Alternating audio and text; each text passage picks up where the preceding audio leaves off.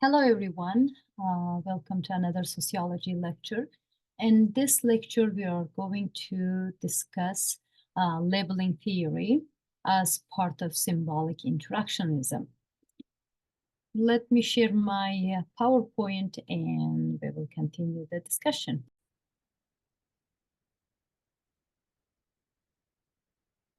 So labeling, when we talk about labeling theory, probably it's from the name of it. You can notice that it is about labeling some people with certain negative or positive stuff. And sometimes that labels can be internalized through the internalization process in society, and people can act on the internalized belief system. So basically, if you keep calling somebody lazy, can make them become lazy over time. There is another theory called self-fulfilling prophecy. So people will internalize the label and act on them. Sometimes we can label people's past, or sometimes we can label people's future. For example, when we label people's past, saying like, do you remember what bad stuff you have done? You are that person, whoever you are. Like, for example, if you hurt other people, if you were a bully when you were a young person. So we are labeling with their past and telling that that person was bully and therefore they are still bully. So that can be internalized as well. And when we, for example, label people's future, we can say, like, you were a bully in the past, which were labeling their past, and then you are going to end up in jail. So this labeling their future and past can be internalized by these people. So this theory was created by Howard Baker in 1950s. Labeling theory is a sociological perspective on deviance in criminology that largely studied in criminology, developed by Howard Baker in 1960. So 1950s, he writes his book on young people in American society, and he conducted a large-scale research. And in that research, he explored this idea of label. The central argument is that deviance is not inherited. So we are not born criminals. There are no born criminals in society in any action, but is a result of the labels society attaches to behavior or individuals. So basically, there are no people were born with criminal behavior. They have learned over the years, or that is the product of internalizing the labels we attach to their personality. Baker's same famous assertion is that deviance is not the act itself, but the reaction to others. We are reacting how people are treating us, how people are labeling us, how people are talking to us, how people are interacting as through the idea of who we are as a person, which defines whether something or someone is deviant. And also you need to remember that we talked about social norms. Social norms are a social construct. When we say deviant, we are talking about people who are deviating from this norm. So if they are deviating from the socially constructed norm and becoming a deviant, therefore deviant is also socially constructed. Key concepts, the main ideas in the labeling theory is a primary and secondary deviance. Primary deviance is the first time when people start to notice something about people, and then they start to label them. Initial rule breaking or deviant act that may not have serious consequences or be labeled. So first, initially, you are behaving in certain way. I should not say you. Someone is behaving in certain way that is maybe noticed, but the label, although they called it, for example, if somebody was caught in shoplifting, that is a deviant act, criminal act.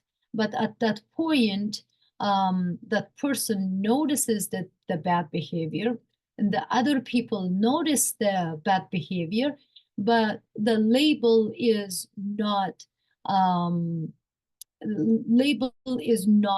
in a stage of internalization. Secondary deviance, when an individual is labeled as deviant and begins to internalize and adopt his label as part of their identity. So in the secondary deviance, now this is probably other people know about this act, and then other people start to label that person as, for example, shoplifter. And then slowly that person might internalize this label, and therefore accepts that person, that self is a shoplifter. Therefore, that conducting that action again and again becomes part of that person, which is self-fulfilling prophecy. First, we labeled that person. First action happened. However, we labeled that person with that name, and then slowly it became internalized over time.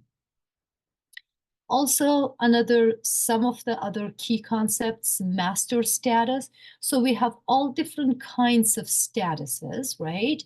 That one of the status in society, we call it master status.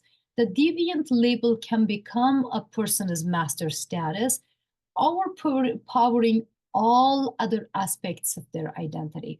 For example, somebody can be a mother, or also they can be a doctor. Also, they can be a daughter. Also, they can be team in, for example, in some volunteering organization, for example. And then their master status is what they think the part of their identity is the most important for them. In that case, for example, being a mother can be a master status, or being a doctor can be a master status, right? So that master status overpowers everything else. Maybe being a woman can be a master status. And in the case of labeling, when that label is internalized, sometimes it can become a master status. That certain person is defined, but there are certain actions and or the labels attached to them. For example, if the label of homeless attached to a person, and then all their other aspects of their status, for example, maybe they were a father, maybe they were a teacher, maybe they were somebody, a good neighbor, or they have so many different statuses. However, being homeless, which is harmful, which is the label attached to them, can become that person's master status. And when that happens, people start seeing themselves primarily through this label. And when they do that, that label is actually defining who they are. Another concepts can be moral entrepreneurship. So that is individuals or groups, for example, media or lawmakers, who have the power to label behaviors as deviant or acceptable, often based on their interests and beliefs. So now we're talking about when a law in the court system or in the criminal justice system labeling somebody as an offender, for example, or a victim, they have the power to do so, and they are based on the interests of the social organization or institution they are representing.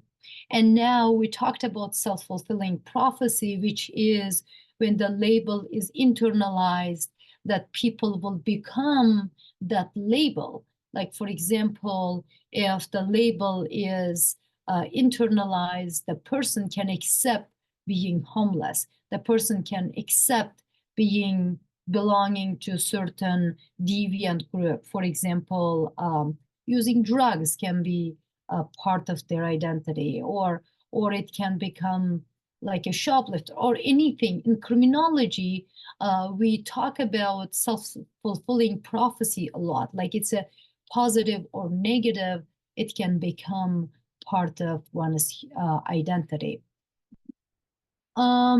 So the self-fulfilling prophecy says, once labeled as deviant, individuals may adopt behaviors that fulfill societal expectations of deviance, and then that certain deviant behaviors attached to the person, and that is internalized, and that people are accepting the label, and then they are acting on it. They are just becoming that person. Maybe initially it wasn't. Maybe initially it was just a wrong action, or maybe they made a mistake. It was some kind of error in their lives, or they were going through hard times, and then they made a mistake, and then they were labeled, and then they internalized that label. So where do we apply labeling theory? Largely, labeling theory is used in understanding in criminology, that understanding labels.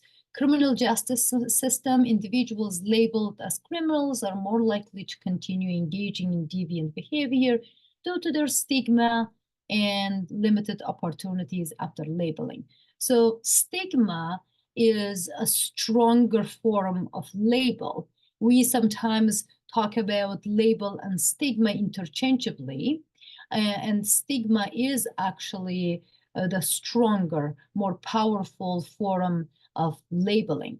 So once people are labeled as deviant, or once people are labeled with something negative, that can start affecting their social lives as well. So they can, for example, have a hard time to get a job, and then they lose their self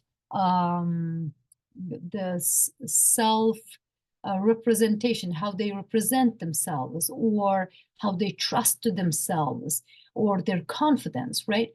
And that become big part of their harmful part of their lives. Also, application of labeling theory can be seen in education. Students labeled as troublemakers are often treated differently by teachers, which can reinforce deviant behavior. And also there is, like, you can think about positive and negative labeling in classes. Like, if somebody is encouraged and said, like, you're an amazing student, or you're creative, or you are so good at math, or you're so good at English, they can pay more attention, thinking that, oh, somebody said I am good at this thing. And then if somebody says you're creative, you're brilliant, and then they can act on it and become better at it, and which is part of the self-fulfilling prophecy again.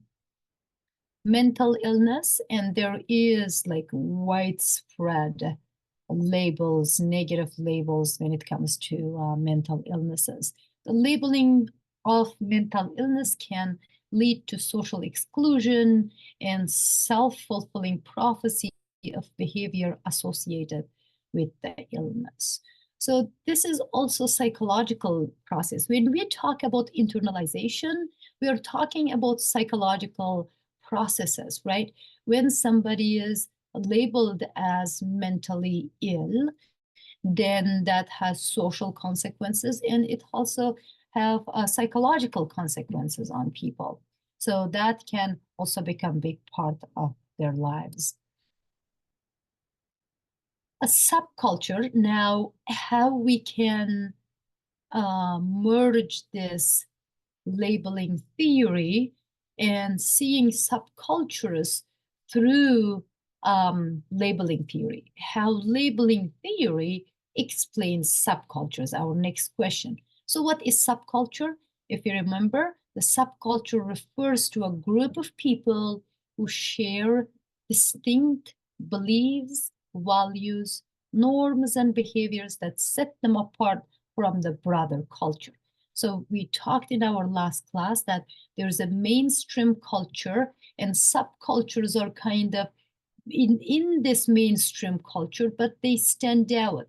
They have different kind of maybe outlook, maybe they can different kinds of norms, belief systems, values, and they can offer to their members shared identity. Also, they can support their members, therefore they will become a social group.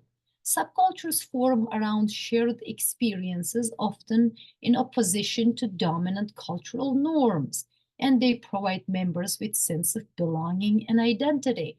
So subcultures can be deviant subcultures, and subcultures can be just subcultures. They are no, I worded wrongly. They are deviant because they are deviating from the social norms, but this deviant acts maybe are sometimes it may or may not be very negative. For example, some subcultures distinct, make a distinction between themselves and the mainstream society by the way they dress, by the way they thought, that they think, and by the they interact. They can do all different things, which is not a norm in mainstream society, but they are harmless. There's no harm from those people. But there can be street gangs or mafias or other people that can be very harmful for society, right? And the both ways, they provide some sort of shared identity and the sense of belongingness to the members. If people are not fitting well with mainstream society, so they're creating their own subculture, so they have similar interests and similar look and belief systems. Sometimes we talk about some musical or art subgroups or subcultures. So they are interacting with one another through this music or art or something that is their shared beliefs. For example, some of the subcultures we can exemplify punk movement.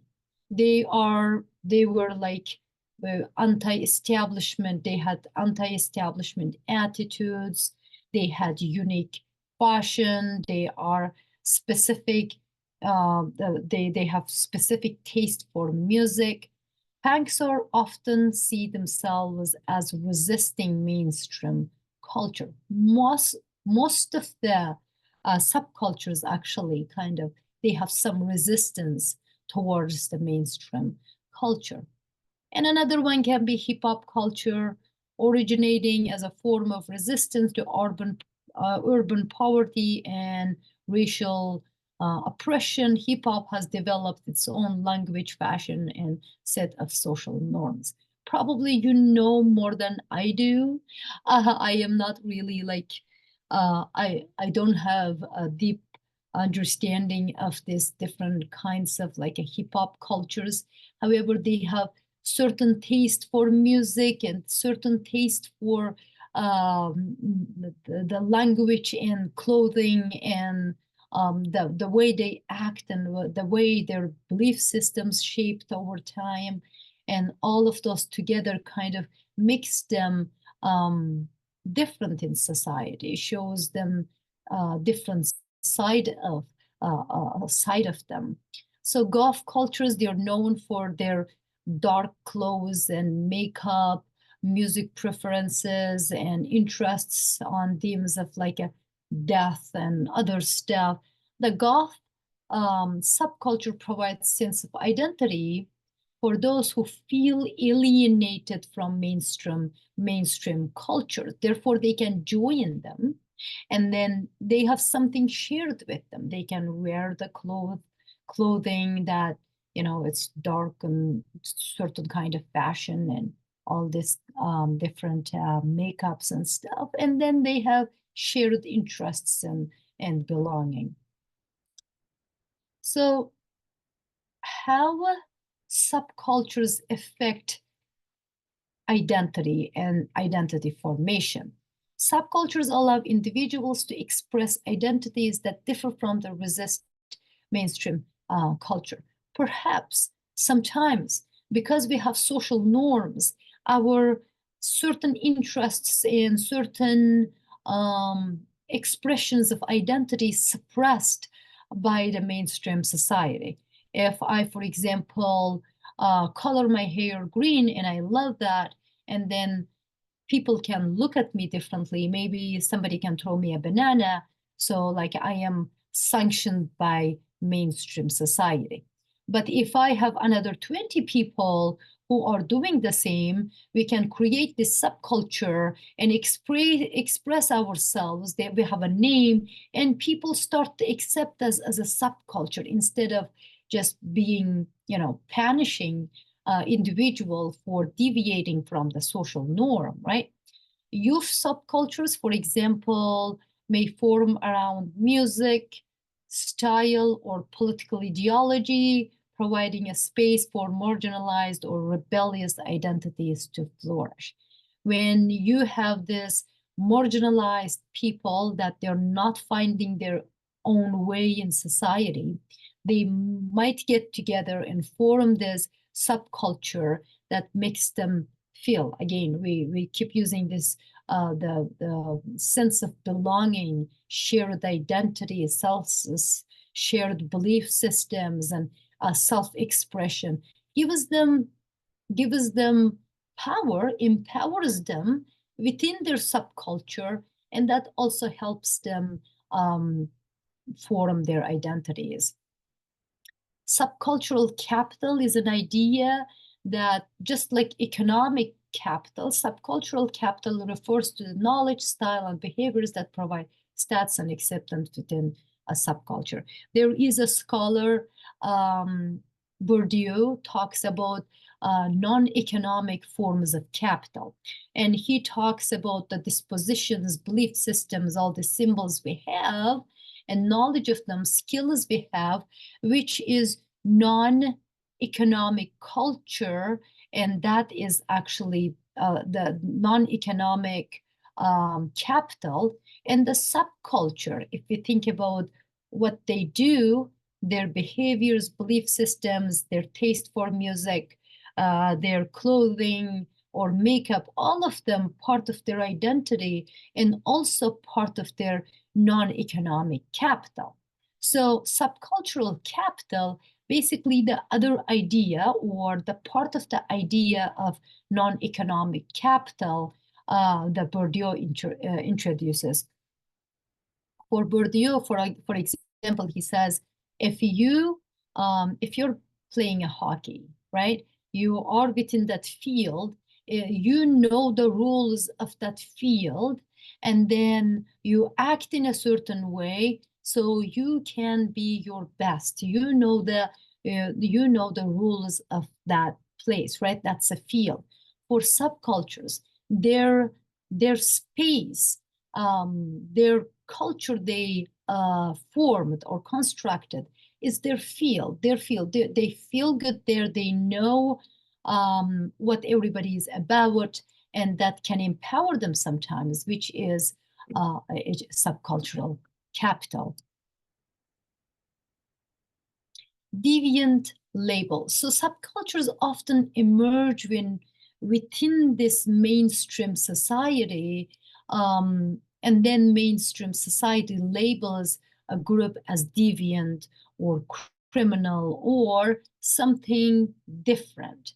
For example, gangs can be labeled as criminal groups, but goth groups can be labeled just distinct, right? Different than what we used to, or our norms and values, right? Some countercultural movements, for example, like they don't believe in this society and they don't want to blow out this society. Like, for example, revolutionaries can be countercultures, or terrorists can be countercultures. They don't only differentiate themselves from the mainstream culture, but also they have the belief systems against the mainstream culture. So that is a counterculture. Sometimes I think that, you know, some people not believing in democracy and, you know, shaping all different kinds of, like, for example, neo fundamentalists or some radical Islamic groups, that can be considered as counterculture in our world. Subcultures may embrace their deviant labels as part of their identity, rejecting mainstream society's values in favor of their own. So this is obvious. So subcultures are shaped or formed as a subculture because they are moving away from what is mainstream and the norms of the mainstream society, and they are shaping their own value systems within their groups. So they, of course, embrace their deviant labels. And I keep reminding you, when we talk about deviant labels, we need to keep remembering that the norms created in mainstream society, these people are deviated from them. That's why they called deviant. And then labels we create is based on our norms.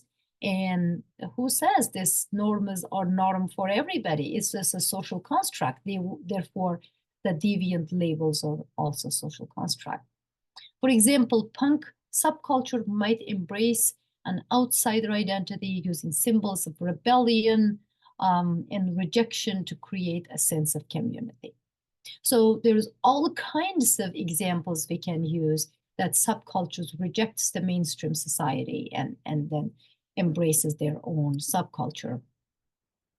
So Baker's concept of labeling can be extended to subcultures because it is about, like, if we don't label this group with some name, then we don't differentiate them, right? Labeling is also part of accepting the group as a subgroup or subculture.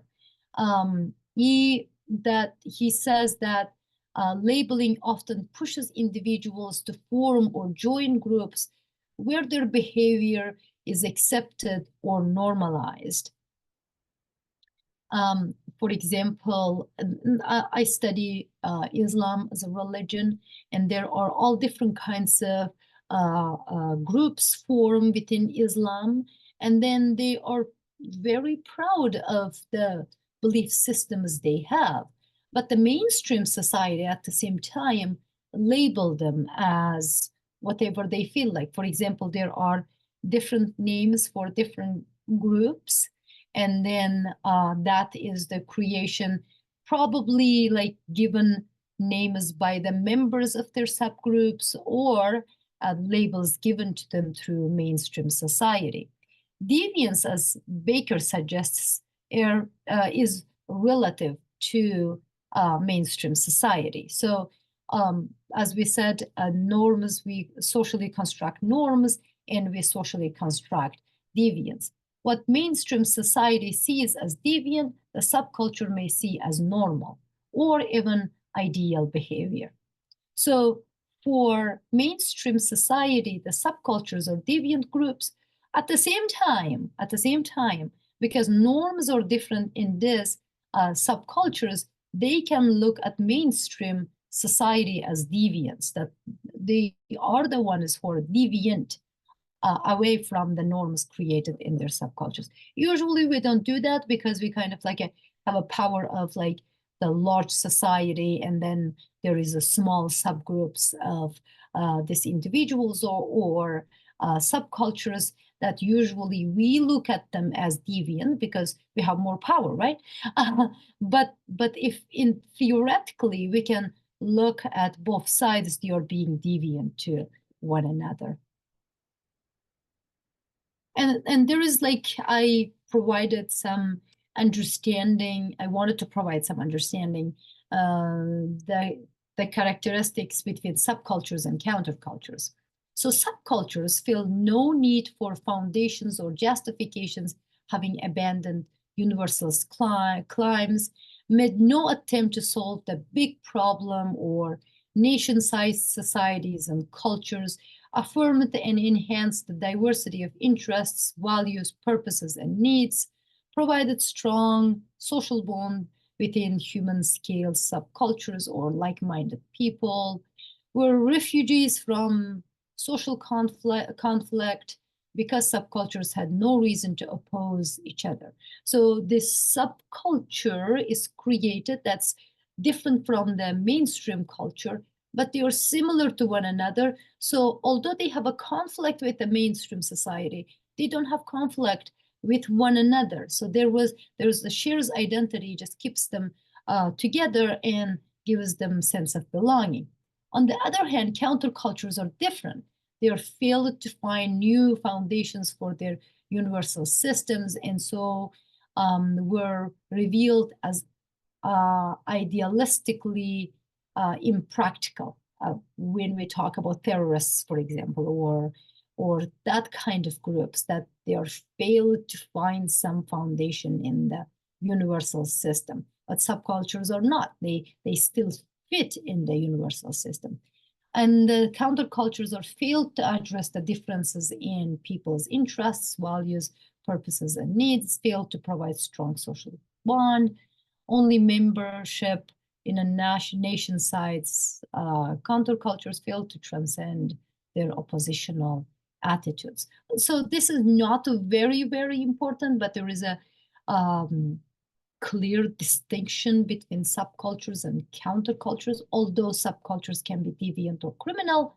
However, there is the distinction between them. Subcultures still exist within society. They have nothing to do with, they can resist society, but they don't try to blow up everything. But countercultures, on the other hand, may have the tendency to do that.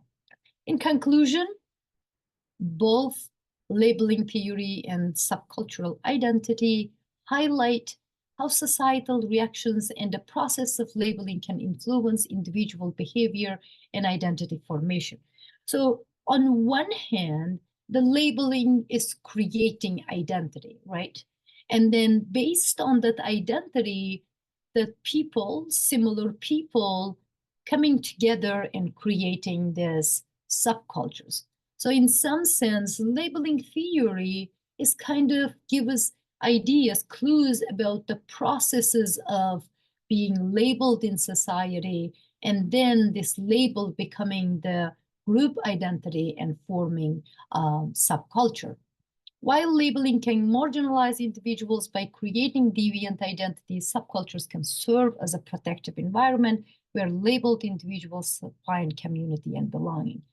We already said that one of them, labeling, can marginalize them, kind of pushes away from society, and then this subculture grabs them, unites them, brings them together, provides them sense of identity, provides them sense of belonging, and then in that sense, there is that subcultures actually have positive impact in society by holding these people together so they actually have some sense of belonging and existing in society. So this is a short lecture on how labeling theory sees subcultures.